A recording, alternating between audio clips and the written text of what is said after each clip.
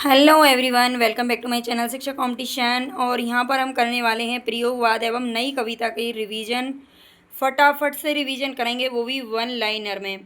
ठीक है, इसकी एमसीक्यू क्लास अगर आपको देखनी है तो आप चैनल पर देख सकते हैं प्लेलिस्ट में, और उसकी लिंक भी मैं इसमें कमेंट बॉक्स में डाल दूँगी। एमसीक्यू क्लास हम कर चुके हैं, मैराथन क्लास ले चुके हैं, और अभी हम वन लाइनर यहाँ पर पढ़ रहे हैं ताकि आपको अच्छे से एक टॉपिक क्लियर हो जाए। तो आपको ये वीडियो कंप्लीट देखनी चाहिए ताकि आपको पूरा फ़ायदा मिले। तो चलते हैं अपने फर्स्ट क्वेश्चन की तरफ। प्रयोगवाद की समय सीमा क्या मानी जाती है? तो प्रयोगवाद की सबसे पहले बात हो रही है 1943 से 1953, यानी कि 10 साल का इसका जो समय है वो 10 साल तक चला था, 1943 से 1953। आप जानते हैं 1943 में अग्गे जी की जो तार सप्तक नामक जो पत्रिका थी, उसी से ही इसकी शुरुआत मानी जाती है। सेकंड क्वेश्चन है हमारे यहाँ पर, 1943 में अग्गे के नेतृत्व में हिंदी कविता के क्षेत्र में एक नए आंदोलन का प्रवर्तन हुआ, जिसे अब तक विभिन्न संज्ञाएं प्रयोगवाद, प्रपद्यवाद, नई कविताएं आदि प्रदान की गईं।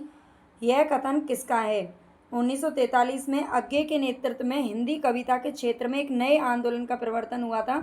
तो यहाँ पर हमारा ये जो कथन है किससे पूछा गया है? डॉक्टर गणपति चंद्र गुप्त जी का ये कथन है। प्रयोगवाद नाम सर्वप्रथम किसने प्रयोग किया था? तो ये नंद दुलारे वाजपेयी जी ने किया था। प्रयोगवाद ज्ञान से अज्ञान की ओर बढ़ने की बौद्धिक जागरूकता है, ये कथन किसका है? तो ये लक्ष्मीकांत वर्मा का है। प्रयोगवाद ज्ञान से अज्ञान की ओर बढ़ने की बौद्धिक जागरूकता है। इतना भी फास्ट नहीं चलना है कि आपको क्वेश्चन आपके दिमाग से निकल जाए, अच्छे से दिमाग में बिठा लेना इन क्वेश्चंस को। यहीं से ही आपके क्वेश्चन है जो पेपर में मिलेंगे आपको। प्रयोगवाद को नई कविता की संज्ञा किसने प्रदान की है? तो ये अग्गे ने ही दी है 1951 ईस्वी में, जब उन्होंने दूसरा सप्तक निकाला था। ठीक है, दूसरा सप्तक निकाला था 1951 में, और इसी समय से जो नई कविता है इसकी प्रतीक पत्रिका के जून 1951 के अंक में इन्होंने नई कविता की संज्ञा इसे प्रदान कर दी थी। ठीक है, और प्रयोगवाद के जनक तो ये हैं ही। प्रयोगवाद को खाली बैठे का धंधा किसने कहा है? तो नंद दुलारे वाजपेयी जी ने कहा है। नंद दुलारे वाजपेयी जी ने प्रयोगवाद को क्या कहा है? खाली बैठे का धंधा कहा है। तार सप्तक शब्द का सर्वप्रथम प्रयोग नाटकों के संदर्भ में किसने किया था? तो ये भरत मुनि ने किया था। हिंदी साहित्य में तार सप्तक की परिकल्पना सर्वप्रथम किसने की थी? तो ये प्रभाकर माचवे और नेमी चंद्र जैन ने की थी। तार सप्तक की परिकल्पना इन्होंने सोचा था पहले कि हम ऐसा मतलब तार सप्तक के बारे में, लेकिन इसे अग्गे जी ने एक पत्रिका का रूप दे दिया, और उसमें उन्होंने बिल्कुल जो हैं कवि थे उनको उसमें उन्होंने शामिल किया। ठीक है, हालांकि जो सोच थी वो इनकी थी। प्रयोगवाद को शैलीगत विद्रोह का नाम देने वाले आलोचक कौन है? तो ये हैं डॉक्टर नगेंद्र। अग्गे का जन्म कब और कहाँ हुआ था? तो 1911 ईस्वी में देवरिया उत्तर प्रदेश में इनका जन्म हुआ था। अग्गे का प्रथम काव्य संग्रह कौन सा है? तो यह है भग्नदूत। अग्गे का प्रथम काव्य संग्रह भग्नदूत है। प्रयोगवाद और नई कविता का शलाका पुरुष किसे कहा जाता है? तो हीरानंद वात्स्यायन अग्गे को ही कहा जाता है। प्रगतिवाद का पूछ लिया जाए तो वो किसको कहा जाता है? वो नागार्जुन को कहा जाता है। वात्स्यायन अग्गे जब जेल में बंद थे तो उनकी रचना को अग्गे नाम से किसने प्रकाशित करवाया था? तो ये करवाया था जैनेन्द्र कुमार ने। अग्गे जी की असाध्य वीणा नामक लंबी कविता में विषय आधार क्या है? तो ये अहम भाव का विसर्जन। अग्गे जी की एक रचना है, लंबी कविता है असाध्य वीणा, और इसमें अहम भाव का विसर्जन इसका जो है आधार विषय है। अग्गे जी को अपनी किस रचना पर साहित्य अकादमी पुरस्कार मिला था? तो ये आंगन के पार द्वार पर मिला था 1964 ईस्वी में। अग्गे की रचना है कितनी नाव में कितनी बार, इस पर कौन सा पुरस्कार इनको प्राप्त हो चुका है? तो ये ज्ञानपीठ पुरस्कार 1978 ईस्वी में इनको ज्ञानपीठ मिला था, कितनी नाव में कितनी बार, इसके लिए। और नेक्स्ट क्वेश्चन है हमारे यहाँ पर, मुक्तिबोध जी की एक साहित्यिक डायरी नामक रचना को किसने प्रकाशित करवाया था? तो ये श्रीकांत वर्मा जी ने करवाया था। गहन अनुभूति व तीव्र इंद्रिय बोध का कवि किसे कहा जाता है? तो ये मुक्तिबोध को कहा जाता है। गहन अनुभूति व तीव्र इंद्रिय बोध का कवि मुक्तिबोध को कहते हैं। अंधेरे में कविता आत्म संशोधन का अनुसंधान है, ये कथन किसका है? तो इंद्रनाथ मदान का है। अंधेरे में कविता आत्म संशोधन का अनुसंधान है, ये कथन किसका है? तो इंद्रनाथ मदान जी का है। मुक्तिबोध के काव्य संकलन चांद का मुंह टेढ़ा है, इसमें कितनी कविताएं संकलित हैं? तो 28 कविताएं इसके अंदर शामिल हैं। ठीक है, 28 कविताएं शामिल हैं, जिसमें ब्रह्म राक्षस एवं अंधेरे में ये फैंटेसी का पुट है। आप जानते हैं जो मुक्तिबोध है उनको फैंटेसी का कवि कहा जाता है। मुक्ति बोध के काव्य को निषेध का काव्य किसने कहा है? तो ये नामवर सिंह ने कहा है। ठीक है, मुक्ति बोध के काव्य को निषेध का काव्य कहने वाले कौन है? नामवर सिंह है। नाश और निर्माण, धूप के दान, शिला पंख चमकीले आदि रचनाओं को किसके द्वारा लिखा गया है? तो गिरजा कुमार माथुर जी के द्वारा लिखा गया है। गिरजा कुमार माथुर को अपनी किस रचना के लिए 1991 ईस्वी में साहित्य अकादमी मिला था? तो मैं वक्त के हूँ सामने। गिरजा कुमार माथुर की रचना है मैं वक्त के हूँ सामने, जिस पर इन्हें 1991 का साहित्य अकादमी मिला था। कविता में कहने की आदत नहीं है पर कह दूं, वर्तमान समाज में चल नहीं सकता, पूंजी से जुड़ा हुआ हृदय बदल नहीं सकता। ये मुक्ति बोध की पंक्तियां हैं। गिरजा कुमार माथुर की किस रचना में प्रणय, देह, आकांक्षा व निराशा का स्वर दिखाई पड़ता है? तो ये दिखाई पड़ता है मंजीर में, जो कि 1941 ईस्वी में प्रकाशित हुई थी। मौन भी अभिव्यंजना है, जितना तुम्हारा सच है उतना ही कहो। ये पंक्तियां किसकी हैं? तो ये अज्ञे जी की पंक्तियां हैं, इंपॉर्टेंट है, पूछी जाती हैं।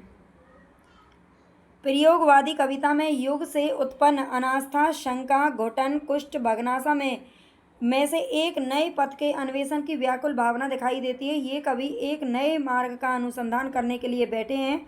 ये कथन किसका है? तो ये रामविलास शर्मा जी का है। प्रयोगवादी कविता में युग से उत्पन्न अनास्था, शंका, घुटन, कुष्ठ, भग्नाशा इनमें से एक नए पथ के अन्वेषण की व्याकुल भावना दिखाई देती है, ऐसा रामविलास शर्मा जी कहते हैं। प्रपद्यवाद, जिसे मूल रूप से नकेनवाद कहा जाता है, इसमें कौन कौन कवि शामिल है? तो बिहार के इसमें 3 कवि शामिल हैं, नलिन विलोचन शर्मा, केसरी कुमार और नरेश। आपको जब ऑप्शन दिया जाता है तो वहाँ पर नरेश की जगह नरेश मेहता लिखा होता है ज़्यादातर, तो इसको थोड़ा ध्यान रखना, नरेश मेहता इसका सही आंसर नहीं है। तार सप्तक में शामिल कवियों के नाम एक बार यहाँ पर थोड़ा सा देख लीजिए। तार सप्तक यानी जो 1943 ईस्वी में प्रकाशित हुआ था, पहले की बात हो रही है। अज्ञे, रामविलास शर्मा, मुक्तिबोध, प्रभाकर माचवे, नेमीचंद्र जैन, गिरजा कुमार माथुर और भारत भूषण अग्रवाल। प्रयोग अपने आप में इष्ट नहीं है वरन साधन है, क्योंकि एक तो वह उस सत्य को जानने का साधन है जिसे कवि प्रेषित करता है, दूसरा वह उस प्रेषण ही क्रिया को, उन साधनों को जानने का कारण है। ये कथन किसका है? तो ये अज्ञे जी का कथन है। याद कर लेना, आप इनको 2-3 बार देख लेना। अगर इसकी PDF चाहिए, इसकी क्या बल्कि 1 लाइनर प्रश्न अगर आपको पढ़ने हैं तो 2000 प्रश्न मैंने डाल रखे हैं शिक्षा कंपटीशन ऐप पर। उसकी लिंक आपको इसके डिस्क्रिप्शन में भी है और कमेंट बॉक्स में मैं डाल दूंगी, वहाँ से आप ले सकते हैं। 41 रुपये में, केवल 41 रुपये में आपको इसकी पूरी PDF मिल जाएगी। 1 लाइनर की 2000 प्रश्न उसमें मैंने डाल रखे हैं अभी, और मैं जल्दी ही उनको 5000 तक पहुँचाने वाली हूँ। ठीक है, तो आप उसको चाहें तो ले सकते हो। अज्ञे जी का अंतिम काव्य संग्रह कौन सा है? अभी फ़िलहाल तो 41 रुपये में 2000 रुपये क्वेश्चन है ना, काफ़ी है, फिर उसका प्राइस है बाद में बढ़ेगा। अज्ञे जी का अंतिम काव्य संग्रह कौन सा है? तो ऐसा कोई घर आपने देखा, ऐसा कोई घर आपने देखा, ये इनका अंतिम काव्य संग्रह है। और पहला वाला जो पूछा था वो था भग्नदूत। भग्नदूत, चिंता, इत्यलम, हरी घास पर छनवर, बावरा अहेरी। बावरा अहेरी नामक काव्य संग्रह किसके द्वारा लिखे गए हैं? तो अज्ञे जी के द्वारा लिखे गए हैं। ठीक है, अज्ञे जी के द्वारा लिखे गए हैं। अज्ञे जी की कविता है जो सांप, वो किस प्रकार की कविता है? तो ये व्यंग्यपरक कविता है जो कि सभ्य समाज पर आधारित है। 1946 ईस्वी में सेना से लौटने के बाद अज्ञे ने इलाहाबाद फिर दिल्ली से कौन सी पत्रिका निकाली थी? तो प्रतीक पत्रिका निकाली थी। प्रतीक पत्रिका के ही जून 1951 के अंक में इन्होंने नई कविता का नाम दे दिया था। हालांकि नई कविता की जो शुरुआत है वो मानी जाती है। नई कविता जो पत्रिका निकाली थी यानी कि 1954 में जगदीश गुप्त के द्वारा निकाली गई थी। सीवे मित्रों की रचनाएं वे मुरावत लौटाते थे और नए नए लेखकों से लिखवाते थे। वे, इसमें सी नहीं है, वे मित्रों की रचनाएं वे मुरावत लौटाते थे और नए नए लेखकों से लिखवाते थे। ये कथन अज्ञे के बारे में किसका है? तो ये प्रभाकर माचवे जी का है। और ये अज्ञे के बारे में कहा है, ये भी ध्यान रखना। मुक्ति बोध की कविताएं अंधेरे में, इसका प्रथम प्रकाशन कब और किस नाम से हुआ था? तो एक कल्पना पत्रिका में हुआ था 1964 ईस्वी में। आशंका के दीप अंधेरे में, इस नाम से हुआ था। मुक्ति बोध हिंदी संसार की एक घटना बन गई। मुक्ति बोध हिंदी संसार की एक घटना बन गई जिनकी ओर से आंखें मूंद लेना असंभव था। यह कथन किसका है? तो ये शमशेर बहादुर सिंह का है। मुक्ति बोध लोक जीवन का जासूस है, ये किसने कहा था? तो रमेश कुंतल मेघ ने कहा है। मुक्ति बोध को लोक जीवन का जासूस बताया है रमेश कुंतल मेघ जी ने। रामविलास शर्मा ने आधुनिक कविता का सैलाबी कवि, ये भी मुक्ति बोध को कहा है। ठीक है, किस किस ने क्या कहा है तो इनको जरूर याद रखना है, बहुत क्वेश्चन है यहाँ से पूछे जाते हैं। कल्पांतर नामक एक प्रतीकात्मक काव्य रचना किसकी है? तो ये गिरजा कुमार माथुर जी की है। कल्पांतर नामक एक प्रतीकात्मक जो काव्य रचना है वो गिरजा कुमार माथुर की है। स्वप्नभंग, तेल की पकौड़ियाँ, खरगोश के सींग, विश्वकर्मा नामक काव्य रचनाएं किसकी हैं? तो तेल की पकौड़ियाँ कौन पका रहा है भाई? प्रभाकर माचवे। ठीक है, तेल की पकौड़ियाँ पका पका करके क्या कर रहे हैं? नाच रहे हैं, माचवे नाचवे। तार सप्तक के किस कवि को 1960 में साहित्य अकादमी दिल्ली में उप सचिव बनाया गया था? तो ये बनाया गया था भारत भूषण अग्रवाल को। भारत भूषण अग्रवाल को 1960 में बनाया गया था और ये तार सप्तक के कवि थे, यानी कि फर्स्ट वाले के कवि थे और साहित्य अकादमी दिल्ली में बनाए गए थे। इनको उप सचिव ध्यान रखना है। भारत भूषण अग्रवाल को किस रचना के लिए मृत्यु उपरांत साहित्य अकादमी मिला था? तो उतना वह सूरज है, इसके लिए मिला था 1978 ईस्वी में। भारत भूषण अग्रवाल की रचना अग्निलीक किस पर आधारित है? अग्निलीक का विषय क्या है? तो ये पौराणिक कथा पर आधारित है। इसमें रूढ़ियों व थोती नैतिकता पर कुठाराघात किया गया है। ठीक है, जो अग्निलीक है वो एक पौराणिक कथा पर आधारित है, ध्यान रखना। तार सप्तक के किस कवि को प्रेम और सौंदर्य का कवि कहा जाता है? तो ये शमशेर बहादुर सिंह को कहा जाता है। काल तुमसे होड़ है मेरी नामक काव्य रचना किसकी है? तो शमशेर बहादुर सिंह की है, जो कि 1987 में प्रकाशित हुई थी। शमशेर के गद्य को हिंदी का जातीय गद्य कहने वाले आलोचक कौन है? तो ये है रामचंद्र तिवारी। शमशेर सिंह के गद्य को हिंदी का जातीय गद्य कहा है इन्होंने। शमशेर की कविताओं में शमशेरियत दिखती है, ये किसने कहा है? तो विष्णु खरे ने कहा है। ये हिंदी और उर्दू का दोआब शमशेर बहादुर सिंह को किसने कहा था? तो स्वयं शमशेर जी ने खुद ने ही अपने आप को कहा था। किस कवि ने स्वयं को गांधी का बेटा कहा है? तो ये भवानी प्रसाद मिश्र ने स्वयं को गांधी का बेटा कहा है। भवानी प्रसाद मिश्र को उत्तर प्रदेश हिंदी संस्थान ने किस रचना के लिए पुरस्कृत किया था? तो ये परिवर्तन जिए के लिए किया था। सप्तपर्णा के जंगल नामक कविता किसने लिखी है? तो भवानी प्रसाद मिश्र जी ने लिखी है। रघुवीर सहाय किस सप्तक के कवि थे? दूसरे सप्तक के कवि थे, जिसका प्रकाशन वर्ष है 1951 ईस्वी। रघुवीर सहाय को 1984 में साहित्य अकादमी पुरस्कार किस रचना के लिए दिया गया था? लोग भूल गए हैं, इसके लिए दिया गया था। लोग भूल गए हैं रघुवीर सहाय की रचना है। रघुवीर सहाय ने आत्महत्या के विरुद्ध शीर्षक से लेख किस आधार पर लिखा है? देवराला सती कांड पर आधारित लिखा है। ठीक है, देवराला सती कांड पर आधारित इन्होंने लेख लिखा है। कैक्टसवाद के प्रोधा कवि किसको कहा जाता है? तो विजय देव नारायण शाही को कहा जाता है कैक्टसवाद के प्रोधा कवि। अगर आपको क्लास पसंद आ रही है तो प्लीज़ लाइक अभी कर देना, सब्सक्राइब कर लेना चैनल को जो भी बच्चे नहीं हैं, और प्लीज़ ज़्यादा से ज़्यादा शेयर करना। कमेंट करके ज़रूर बताना कि आपको किस तरह की क्लासेस चाहिए और ये आपको अच्छी लगी कि नहीं लगी है। टॉपिक अपना लिख देना। थोड़ा सा टाइम जरूर लग सकता है, लेकिन उस पर बेहतरीन वीडियो आपको मिल जाएगी। राष्ट्रीय गीत में भला कौन वे भारत भाग्य विधाता है? फटा सुतन्ना पहने जिसका गुनहर चरना गाता है। रघुवीर सहाय की पंक्तियाँ ये। मछली घर, साखी, संवाद तुमसे, ये सभी रचनाएं किसकी हैं? तो विजय देव नारायण शाही जी की हैं। कुंवर नारायण की रचना आत्मजयी किस पौराणिक कथा पर आधारित है? नचिकेता के, और ये कठोपनिषद पर आधारित है, ये भी ध्यान रखना। कठोपनिषद, ये पूछा जाता है किस उपनिषद पर आधारित है? कठोपनिषद पर आधारित है। केदारनाथ सिंह तीसरे सप्तक के कवि माने जाते हैं, माने क्या जाते हैं, और 1959 ईस्वी में इसका प्रकाशन वर्ष है। ज्ञानपीठ पुरस्कार प्राप्त करने वाले हिंदी के 10वें लेखक कौन थे? 10वें लेखक की बात हो रही है तो ये थे केदारनाथ सिंह, जिनको 2013 में 49वां ज्ञानपीठ पुरस्कार मिला है। ठीक है, 2013 में मिला था इनको। 10वें लेखक हैं ये ज्ञानपीठ पुरस्कार पाने वाले।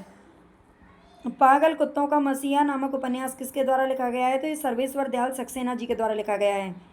पागल कुत्तों का मसीहा और सोया हुआ जल, सड़क, इन्हीं के उपन्यास हैं। बकरी लड़ाई, अब गरीबी हटाओ, ये कृतियाँ किसके द्वारा लिखी गई हैं? तो ये तीनों के तीनों नाटक हैं सर्वेश्वर दयाल सक्सेना जी के। सर्वेश्वर दयाल सक्सेना को खूंटियों पर टंगे लोग के लिए कौन सा पुरस्कार मिला था? तो ये साहित्य अकादमी पुरस्कार मिला था 1983 ईस्वी में। बोलने दो चीड़ को, संशय की एक रात, महाप्रस्थान, प्रार्थना पुरुष आदि रचनाएं किसके द्वारा लिखी गई हैं? नरेश मेहता जी के द्वारा लिखी गई हैं। नरेश मेहता ने किस पत्र का संपादन कार्य किया था? तो चौथा संसार, इंदौर से ये पत्रिका निकलती थी। चौथा संसार इंदौर से। नेक्स्ट यहाँ पर भवानी प्रसाद मिश्र ने अपनी किस रचना में फिल्मी दुनिया में बीते समय को याद कर गीतों की विडंबना को मार्मिकता के साथ डाला है? तो गीत फरोश 1953 ईस्वी। भवानी प्रसाद मिश्र ने अपनी कौन सी रचना है? गीत फरोश में फिल्मी दुनिया में जो उन्होंने समय बिताया था उसको गीतों की विडंबना को मार्मिकता के साथ में डाला है। भवानी प्रसाद मिश्र को कविता का गांधी किसने कहा है? तो उदय प्रकाश सिंह ने कहा है। ठीक है, उदय प्रकाश ने कहा है भवानी प्रसाद मिश्र को कविता का गांधी। चुका भी नहीं हूँ मैं, ये काव्य रचना किसकी है? तो ये शमशेर बहादुर सिंह की कुछ कविताएं, कुछ और कविताएं, काल तुमसे होड़ है मेरी, चुका भी नहीं हूँ मैं, ये सभी इन्हीं की कविताएं हैं। जी हाँ हुजूर मैं गीत बेचता हूँ, ये कम पंक्तियाँ किसकी हैं? तो भवानी प्रसाद मिश्र जी की हैं। सरस्वती के बाद सबसे अधिक चर्चित धर्म युग पत्रिका का संपादन किसने किया था? तो ये धर्मवीर भारती ने किया था, मुंबई से। धर्म युग पत्रिका किसकी है? धर्मवीर भारती के। धर्मवीर भारती किस सप्तक के सशक्त हस्ताक्षर माने जाते हैं? तो ये दूसरे सप्तक में शामिल थे। धर्मवीर भारती के गीतों में उदात्त यौवन की लालसा व प्यार की पीर है, ये कथन किसका है? विशंबरनाथ मदान का है। हालांकि ये जो पीर है ना वो किस में दिखाई देती है? रीति सिद्ध रीति मुक्त कवियों में दिखाई देती थी, रीति काल के में, है ना। और यहाँ पर ये धर्मवीर भारती में दिखाई देती है, ऐसा विशंबरनाथ मदान जी कहते हैं। डूबते, एक मिनट, ये मेहता नहीं है भाई, ये डूबते मस्तूल है ना। मैं यहाँ पे लिख देती हूँ इसको, सॉरी, डूबते मस्तूल। ठीक है, थोड़ा सा मिसप्रिंट हो गया है, माफ़ करना। डूबते मस्तूल, यह पथ बंधु था, समय देवता और नदी नदी यशस्वी है, ये सभी काव्य रचना किसके द्वारा लिखी गई? तो ये भी नरेश मेहता जी की काव्य रचना है सारी। नरेश मेहता को अपनी किस रचना के लिए ज्ञानपीठ मिला था? संपूर्ण साहित्य पर मिला था 1952 ईस्वी, 92 ईस्वी में मिला था। ठीक है, 92 में संपूर्ण रचना क्रम के लिए, क्योंकि 1982-83 के बाद में ये संपूर्ण रचना क्रम के लिए दिया जाने लगा था, उससे पहले किसी स्पेशल रचना के लिए दिया जाता था। दिनमान और पराग नामक पत्रिकाओं का संपादन कार्य किसने किया था? तो ये सर्वेश्वर दयाल सक्सेना जी ने किया था। केदारनाथ सिंह के किस काव्य संग्रह में भूखे आदमी से लेकर रोटी नमक दूध खरीदने के लिए जाने वाले बच्चे का चित्र है? तो ये जमीन पक रही है, 1980 ईस्वी में आया था। केदारनाथ सिंह का की रचना है जमीन पक रही है, और इसमें भूखे आदमी से लेकर के रोटी नमक दूध खरीदने जाने वाले बच्चे का चित्र इसमें दिखाया गया है। कुंवर नारायण को ज्ञानपीठ पुरस्कार कब प्राप्त हुआ था? तो ये 2005 ईस्वी में हुआ था। तो अच्छा, अभी और क्वेश्चन है, मुझे लगा खत्म हो गए हैं। केदारनाथ सिंह छायावादोत्तर के सबसे अधिक सचेत कवि हैं, ये कथन किसका है? तो ये डॉक्टर बच्चन सिंह का कथन है। एक बार कमेंट करके ज़रूर बताइएगा कि आपको क्वेश्चन कैसे लग रहे हैं, क्योंकि ये वो क्वेश्चन है जो बहुत ही मेहनत से तैयार किए गए हैं। फ्रायड का काम सिद्धांत किस युग के कवियों के लिए प्रथम जीवन दर्शन बन गया? तो प्रयोगवाद के लिए बन गया। प्रयोगवादी को प्राइवेसी किसने कहा है? बच्चन सिंह ने कहा है।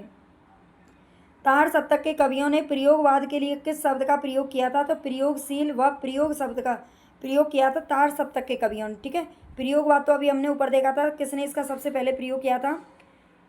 नंद दुलारे वाजपेयी ने किया था शायद, है ना। प्रयोगवाद को अति यथार्थवादी काव्य परंपरा कहा जाता है, कथन किसका है? तो गणपति चंद्र गुप्त का है। हिंदी में प्रयोगवादी आंदोलन अंग्रेजी के किस आंदोलन से प्रभावित है? तो न्यू सिग्नेचर से प्रभावित है। न्यू सिग्नेचर से प्रभावित है, वहाँ पर ये आंदोलन चल रहा था, और प्रयोगवादी आंदोलन इसी से प्रभावित है। प्रयोगवाद का सबसे बड़ा दोष क्या माना जाता है? लोक कल्याण की उपेक्षा। इन्होंने लोक कल्याण की तरफ ध्यान नहीं दिया था बस। एक ही प्रकार की भाव चेतना के तार में पिरोई 7 कवियों की रचनाओं को सप्तक किसने कहा है? तो अज्ञे जी ने कहा है। प्रयोगवाद की सबसे मुख्य विशेषता क्या रही है? व्यक्तिवादी कविता की प्रचुरता और उपमानों की नवीनता। व्यक्तिवादी कविताएं इसमें लिखी गई थी, ध्यान रखना, व्यक्तिवादी कविताएं, यानी कि किसी एक व्यक्ति को ध्यान में रख करके रचनाएं की जा रही थी। प्रयोग का कोई वाद नहीं है, हम वादी नहीं रहे हैं, ना प्रयोग इष्ट का साध्य है। ठीक इसी तरह कविता का भी कोई वाद नहीं है। ये कथन अज्ञे जी ने किस सप्तक की भूमिका में कहा है? तो दूसरा सप्तक की भूमिका में कहा है। नई कविता के इन श्रेष्ठ प्रोधाओं को प्रस्तुत करते हुए हर्ष हो रहा है, किंतु ये हिंदी के शीर्ष पुरुष नहीं है। ठीक है, नई कविता के इन श्रेष्ठ प्रोधाओं को प्रस्तुत करते हुए हर्ष हो रहा है, किंतु ये हिंदी के शीर्ष पुरुष नहीं है। आप जानते हैं जो तार सप्तक यानी कि जो 4 सप्तक निकाले गए थे उनका संपादन करने वाले अज्ञे जी थे, है ना। और तीसरे सप्तक में ये इन्होंने बोला था, तीसरे सप्तक की भूमिका में कहा था अज्ञे जी ने। सुमन राजे किस सप्तक की कवियत्री हैं? तो ये चौथे सप्तक में आती हैं सुमन राजे। पहला सप्तक ऐसा है जो तार सप्तक है उसमें कोई कवियत्री शामिल नहीं है। दूसरे में शकुंत माथुर का नाम आता है, तीसरे में कीर्ति चौधरी और चौथे में सुमन राजे। दूसरे सप्तक में ये 7 कवियों के नाम आप देख लीजिए, शमशेर बहादुर सिंह, भवानी प्रसाद मिश्र, शकुंत माथुर, हरि नारायण व्यास, नरेश मेहता, धर्मवीर भारती और रघुवीर साय। कुंवर नारायण और सर्वेश्वर दयाल सक्सेना किस सप्तक के कवि हैं? तो तीसरे सप्तक के कवि हैं। तीसरा सप्तक में सम्मिलित कवियत्री कौन है? तो कीर्ति चौधरी का नाम आता है। समाज के हित में जैसी क्रांति की सतत प्रक्रिया काव्य है, वैसे ही रचना के हित में प्रयोगवाद है। ये कथन किसने कहा है? तो रामस्वरूप चतुर्वेदी जी ने कहा है। समाज के हित में जैसी क्रांति की सतत प्रक्रिया काव्य है, वैसे ही रचना के हित में प्रयोगवाद है। नई कविता का नामकरण लिखित रूप में किसने किया है? तो अज्ञे जी ने किया है। नई कविता का नामकरण लिखित रूप की बात हो रही है। प्रयोगवादी कविता में भावना है, किंतु हर भावना के आगे प्रश्न चिन्ह लगा है। इसी प्रश्न चिन्ह को आप बौद्धिक कह सकते हैं और इसी प्रयोगवाद की अगली कड़ी को नई कविता कहते हैं। ये कथन किसका है? तो ये धर्मवीर भारती का कथन है। नई कविता प्रयोगवाद का परिष्कृत रूप है। ये कथन किसका है? तो डॉक्टर बच्चन सिंह का है। नई कविता को प्रयोगवाद का परिष्कृत रूप बताने वाले कौन है? डॉक्टर बच्चन सिंह है।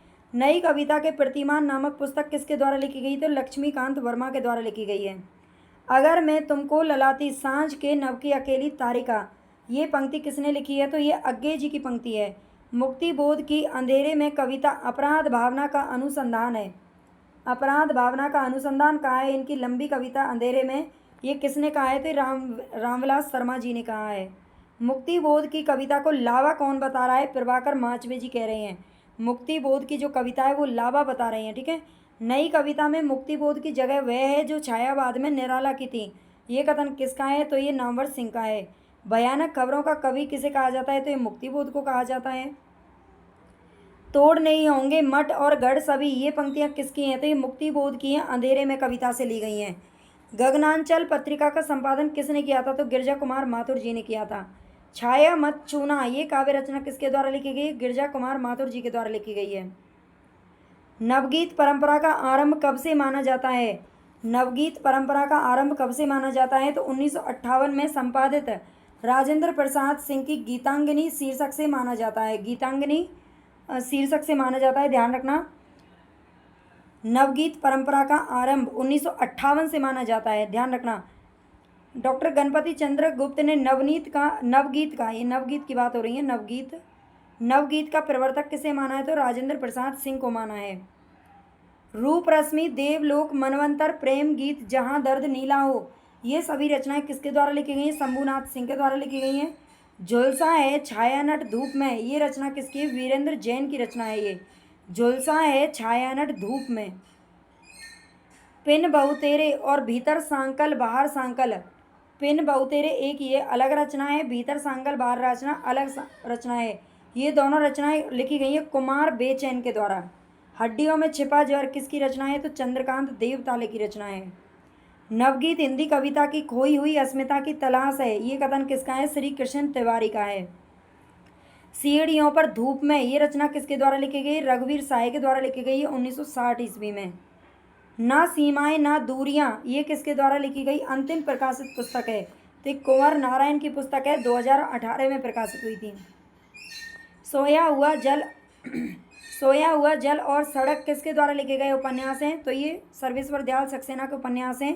पागल कुत्तों का मसीहा, सोया हुआ जल और सड़क। एक काला जल नाम से भी एक रचना है जो कि उनकी है, वो गुलशेर खान सानी की है ना, क्या नाम है उनका? गुलशेर खान सानी है। सुबह के घंटे और खंडित यात्राएं, ये नाटक दोनों के दोनों किसके हैं? तो नरेश मेहता के द्वारा लिखे गए हैं।